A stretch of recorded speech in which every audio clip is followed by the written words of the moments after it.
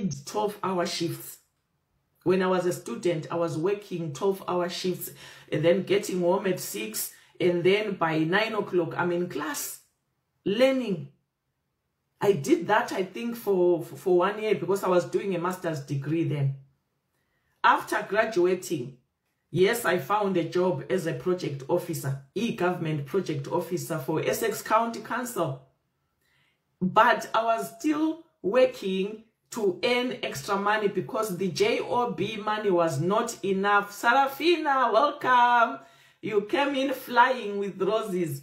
So, time.